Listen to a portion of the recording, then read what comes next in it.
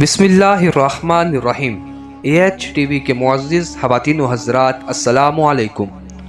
حق تعالیٰ نے حضرت ہود علیہ السلام کو قوم عاد پر بھیجا۔ وہ قوم دراز قد اور چوڑے جسم کی اور نہایت خوفناک تھی۔ سب سے لمبا ان میں 100 گز کا اور ٹھنگنا 60 گز کا، اور سب کے سب بت پرستی کرتے تھے اور خدا پرستی سے از حد بیزار تھے، اور وہ سنگ کو تراش کر کر پہاڑوں میں اپنے مکانات بناتے تھے اور اپنی تنگ نظری اور سنگ دلی سے بتوں پر ایمان لاتے تھے۔ مگر ان میں سے ایک فرقہ ایمان لایا تھا اور ان کافروں کے خوف سے اپنا ایمان چھپاتا تھا۔ جب حضرت ہود علیہ السلام کے پند و نساء حد سے زیادہ ہوئے تو سب کافر حضرت ہود علیہ السلام کو ایذا دینے کے لیے آمادہ ہو گئے۔ جو لوگ ان پر ایمان لا چکے تھے انہوں نے حضرت ہود علیہ السلام کو اس بات کی اطلاع دی تو حضرت ہود علیہ السلام نے جناب باری میں ان کافروں کے واسطہ بد دعا کی۔ اس بد دعا کے نتیجہ میں برسات موقوف ہو گئی اور زراعت سوکھ گئی، اور تقریباً 7 برس تک وہ کافر قحط کی بلا میں گرفتار ہوئے اور بھوک و پیاس کے مارے اپنی زندگی سے بیزار ہوئے۔ حضرت ہود علیہ السلام نے ان لوگوں سے بہت ہی شفقت محبت سے فرمایا، تم لوگ سب ایمان لے آؤ اور اپنے آپ کو دنیا کی آفت اور قیامت کی آتش سے بچاؤ، اور یہ سب آفتیں تم کو جو پہنچ رہی ہیں وہ تمہارے کفر کی وجہ سے نازل ہیں، اور بت پرستی خدا کے نزدیک سب سے بڑا گناہ ہے، اس سے بچو۔ جبکہ وہ لوگ ہمیشہ ہود علیہ السلام سے بری بے ادبی گستاخی سے کہتے تھے، ہم تمہارے کہنے سے اپنے بتوں کی پرستش نہ چھوڑیں گے اور اپنے دین باطل سے کبھی منہ نہ موڑیں گے۔ اور اس زمانے کا یہ دستور تھا کہ جس پر کوئی بڑی مشکل آتی تھی وہ سخت مہم میں مبتلا ہو جاتا تھا تو وہ حرم مکہ جا کر التجا کرتا تھا اور جناب الہی میں نہایت عاجزی کرتا تھا، لہٰذا اس کی دعا قبول ہوتی تھی۔ ان دنوں ایک قوم مکے میں رہتی تھی اور اپنے 23 شریف اور رئیس مکہ میں سردار مکہ کہتی تھی۔ جب لوگ قوم کے ان بلاؤں میں گرفتار ہوئے تو ان میں سے 70 رئیسوں نے مکہ جانے کا ارادہ کیا اور سب جانے کے واسطہ تیار ہو گئے۔ ساری قوم نے ان کو یہ وصیت کی کہ مکے میں جا کر دعا استفسار رحمت مانگنے کی ہر شخص کوشش کرے۔ جب یہ لوگ اپنی مسافت منزلیں پوری کر کے مکہ پہنچے اور وہاں جا کر معاویہ ابن مکر کے گھر میں اترے تو ان سب لوگوں کے واسطہ طعام شراب کی ضیافتیں کرنے، مجلس عیش و عشرت سنوارنے لگے، تو یہ لوگ اپنی بھوک و پیاس کی مصیبت کو بھول گئے، کہاں کی دعا کہاں کا استسقا۔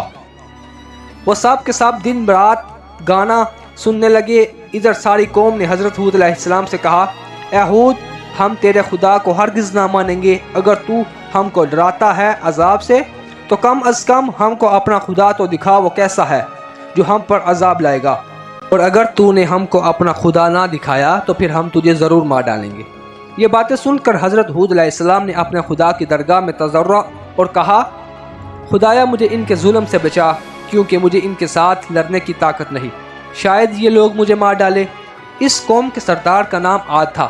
اس کے زمانہ میں زمانہ طوفان تک 700 برس گزرے تھے، اور قوت اس کی اس قدر تھی کہ اگر پتھر پر پاؤں مارتے تو اپنے زانوں تک اس میں گھس جاتے، لیکن سب کے سب نافرمان تھے اور اپنی زبانوں سے یہ کہتے، من اشد منا قوتاً، ہم سے زیادہ قوت والا کون ہے۔ جناب باری تعالیٰ سے حکم ہوا، اور ایک حدیث بھی ہے کہ اے ہود، وہ 70 آدمی جو تجھ پر ایمان لائے ہیں ان کو اپنے ساتھ لے کر پہاڑ پر جا رہو۔ تب حضرت ہود ان کو لے کر پہاڑ پر چلے گئے اور کہا، اے قوم، اب تم کو ہوا ہلاک کرے گی اور تم پر غضب الہی ان قریب آئے گا۔ اور بولے، کون ایسی ہوا ہے جو ہم پر غالب ہوگی؟ تب خدا تعالیٰ نے حضرت ہود علیہ السلام سے ارشاد فرمایا کہ اپنی قوم سے کہہ دو، اے میری قوم، اپنے گناہ بخشواؤ اپنے رب سے اور اپنے آپ کو رجوع کرواؤ اسی کی طرف، تاکہ تم پر چھوڑ دے آسمان سے دارے اور زیادہ سے زیادہ تم کو دے، اور نہ پھر جاؤ تم گناہ گار ہو کر۔ کافروں نے کہا، ہم تو توبہ نہیں کریں گے اور نہ ہم تم کو اس کا رسول تسلیم کریں گے۔ پس ایک قوم کو بھیجا کہ مکے میں جا کر پانی طلب کریں۔ پس اس قوم میں سے 6 آدمی مکے کو گئے۔ ان میں سے صرف 2 شخص مسلمان تھے، لیکن دین اپنا چھپائے رکھتے تھے، اور ان دونوں کا نام مزید اور نکیم تھا، اور ان کے سردار کا نام کیل تھا۔ یہ 70,000 آدمی لے کر مکے کو گئے۔ مزید ان سے کہا، جب تک تم حضرت ہود پر ایمان نہ لاؤ گے اس وقت تک تم پر بار ان کا برسنا موقوف رہے گا۔ یہ بات مزید سن کر سب نے ان کو جھٹلایا، اور اس کے بعد مزید اور لکیم نے کہا، یا الہی، یہ لوگ تیری رحمت کے قائل نہیں ہیں، تو ہماری حاجتیں پوری کر۔ بارگاہ الہی سے آواز آئی کہ کیا مانگتا ہے؟ مانگ۔ مزید نے کہا یا الہی میں تا قیامت دنیا میں بھوکا نہ رہوں۔ حکم ہوا میں نے تیری یہ حاجت قبول کر لی۔ بادہ لکیم نے کہا یا الہی 7 دفعہ کی عمر مجھے عطا کر، جس کی عمر چاہوں بتندن بعد بتن 3000 برس تک زندگانی کروں۔ حکم ہوا میں نے تجھے بخشی۔ اور کیل نے کہا خداوند کوئی ہماری قوم میں بیمار نہیں ہوا کہ تجھ سے شفا چاہوں، اور نہ کسی مشکل میں پڑا ہوں کہ تجھ سے یاری مانگوں، مگر پانی مانگتا ہوں واسطے قوم عاد کے۔ اتنے میں 3 سات کے اندر ابر سیاہ و سفید سرخ پیدا ہوا، اور آواز آئی اے کیل ان تینوں میں سے جس کو چاہے اختیار کر۔ تب کیل نے سوچا کہ ابر سفید سرخ میں پانی نہیں ہوتا، مگر ابر سیاہ پانی سے خالی نہیں ہوتا، لہذا اس کو اختیار کیا۔ اللہ تعالیٰ کے حکم سے ابر سیاہ ساتھ ساتھ اس کے منزل مقصود کو جا پہنچا۔ وہب ابن منبع نے روایت کی ہے کہ 7ویں زمین پر ایک ہوا ہے اور اس کا نام ریول عقیم ہے، اور 70,000 زنجیروں سے اس کو باندھ رکھا ہے، اور 70,000 فرشتے اس پر محافظ اور موکل ہیں۔ جب قیامت کا دن ہوگا وہ ہوا چھوڑ دی جائے گی، اور وہ اتنی تیز ہوگی کہ پہاڑوں کو مانند ریزہ ابرشیم کے ارادہ اڑا دے گی، اور آسمان گر پڑے گا اور اس کے ٹکڑے ٹکڑے ہو جائیں گے، اور وہ روئیں کے گالے کی مانند اڑتا پھرے گا، جیسا کہ اللہ تعالیٰ نے فرمایا پھر جب پھونکیں گے نرخ سنگے میں ایک پھونک اور اٹھائی جائے گی زمین، اور پہاڑ چورا کر دیے جائیں گے، ایک چوٹ اس دن ہو پڑے گی پڑنے والی، اور پھٹ جائے گا آسمان، پھر اس دن وہ سست ہوگا۔ حکم ہوا اے فرشتوں وہ ہوا قوم عاد پر کچھ دیر کے واسطہ چھوڑ دو۔ تب انہوں نے عرض کی اے جبار عالم کس قدر چھوڑ دیں؟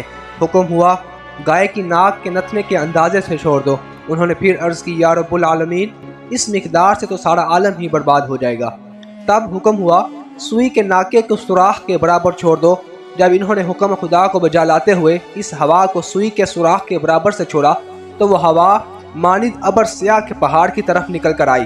اس ہوا کو دیکھ کر قوم عاد بہت خوش ہونے لگ گئے اور کہنے لگے ھذا عارض ممطرنا، بولے یہ ابر ہے ہم پر ضرور برسے گا۔ حضرت ہود علیہ السلام نے کہا کوئی نہیں، وہ یہی ہے کہ جس کی تم لوگ شستابی کرتے تھے، اور یہ وہ ہوا ہے جس میں دکھ کی مار ہے۔ اور جب ہوا نکلی کافروں نے کہا اے ہود تو نے وہ خوشخبری پہنچائی کہ جس سے ہم خوش کر ہوں گے۔ ہود علیہ السلام نے فرمایا اے کافرو ذرا صبر کرو، اللہ تعالیٰ کی طرف سے تم پر عذاب علیم پہنچتا ہے۔ وہ اس خبر کو سن کر تقریباً 7 لاکھ مرد 3 پہاڑوں کے دامن میں جا رہے جہاں ہوا کی راہ ایک طرف سے بھی نہ تھی، اور یہ سب آپس میں ایک دوسرے کا ہاتھ پکڑ کر اور اپنے پاؤں کو گھٹنوں تک زمین میں گاڑ کر بیٹھے تھے، اور زنوں مرد لڑکے بالے چارپائیوں کو بیچ میں اپنے لیے، اور یہ کہتے تھے 3 طرف تو ہمارے پہاڑ ہیں اور ایک جانب ہم سب ہیں، دیکھتے ہیں کہ کون سی ہوا ہے کہ ہمارے بیچ سے گزر جاتی ہے اور ہم پر کس طرح زور کر سکتی ہے۔ جب متکبرین نے اپنی قوت کا غرور کیا تو اچانک ایک آواز کر گرگراہٹ کی آئی، اور ہوا نے اس قدر زور کیا کہ پہلے مکانات اور کسروں وغیرہ جتنے تھے سب جڑ سے کھود کر پھینک دیے، اور تمام تعمیرات برباد ہو گئیں، اور ان کی عبرت کے واسطے ان کے پاؤں کے نیچے اور ان کے سامنے سرنگوں کر کے زمین پر ڈال دیا۔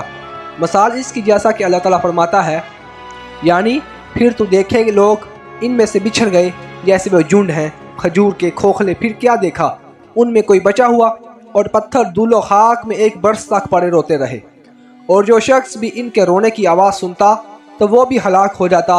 نہایت ہی بھیانک اور خراب آواز ان کے رونے کی تھی۔ اور حضرت ہود علیہ السلام نے ایک ہاتھ زمین پر کھینچ کر مومنوں کو اس کے اندر رکھ لیا۔ ہوا نے بہت زور کیا مگر جو لوگ مومن تھے ان کا سر منہ ذرہ برابر بھی اس ہوا سے کچھ نہ بگڑا، اور وہ صحیح سلامت رہے۔ سچ کہا ہے من کان للہ کان اللہ لہ، جس کا ترجمہ یہ ہے جو شخص کے اللہ کا ہو جاتا ہے تو پھر اس کا بھی اللہ ساتھی ہوتا ہے۔ حضرت ہود علیہ السلام مومنوں کو ہمراہ لے کر جرہم کے پاس گئے اور کہا عذاب الہی تو نے دیکھا؟ اس نے کہا ہاں۔ تب حضرت ہود علیہ السلام نے فرمایا پر لا الہ الا اللہ ہود رسول اللہ۔ وہ ملعون بولا کہ جب تک کہ تم اس قوم کو زندہ نہ کرے گا اس وقت تک میں تجھ پر ایمان نہ لاؤں گا۔ اور وہ مردود یہ کہہ ہی رہا تھا کہ اسی وقت اس کے قدم کے نیچے ہوا نے زور کیا، تھپیرا دیا، اور سخت عذاب نے آ کر اس کی ساری قوم کو ہلاک کر دیا۔ پس اس کے بعد حضرت ہود علیہ السلام تقریباً 400 برس تک زندہ رہے، اور اس کے بعد دنیا فانی سے رخصت فرمائی، اور ان کے دنیا سے چلے جانے پر تمام مومنین کافی عرصہ تک روتے رہے، اور مومنین حضرات نے نہایت احترام کے ساتھ حضرت ہود علیہ السلام کو دفن کیا۔ اور ایک روایت میں ہے کہ حضرت ہود علیہ السلام کے انتقال کے بعد ان کے ماننے والے مومنین 100 سال تک زندہ رہے۔ بعد ان لوگوں نے بھی انتقال کیا اور ان کی اولاد بھی اپنے آبائی دین پر ایک عرصہ دراز تک قائم رہی۔ مزید اسلامک ویڈیوز دیکھنے کے لیے ہمارے چینل AHTV کو سبسکرائب کریں تاکہ ہر نئی آنے والی ویڈیو سے آپ باخبر رہ سکیں۔ اب تک کے لیے اتنا ہی، اب اجازت دیجیے۔ السلام علیکم۔